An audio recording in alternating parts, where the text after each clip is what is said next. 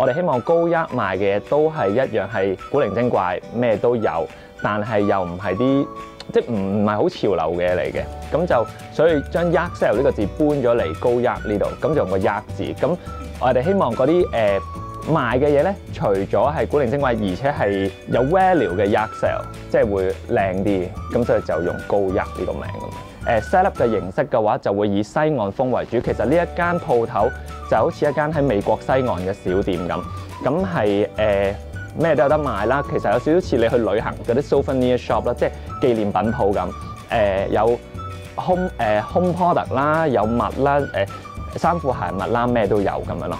喺上環呢度，一嚟係一個小社區，咁租金比較相宜啲啦。咁另外咧，亦都係呢邊，我覺得個風格係迎合翻一間西岸小店，外面嘅環境比較舒服嘅。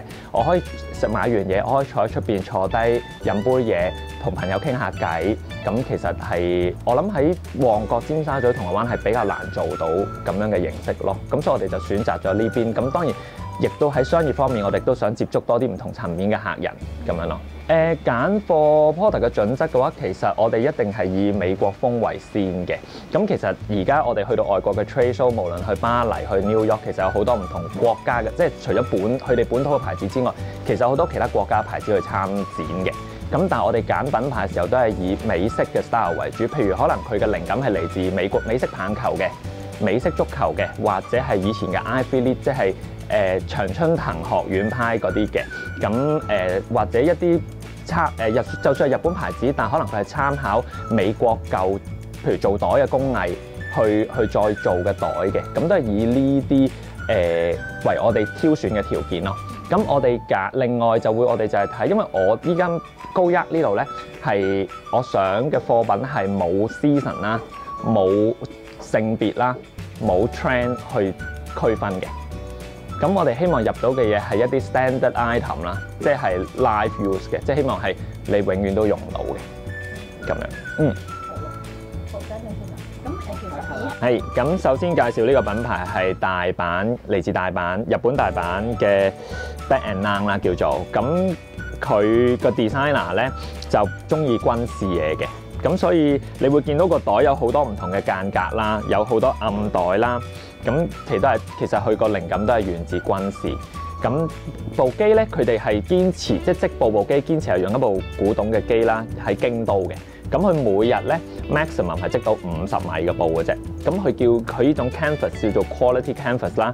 我手上揸呢個顏色咧，佢係叫做 gold canvas， 即係黃金嘅帆布嚟嘅。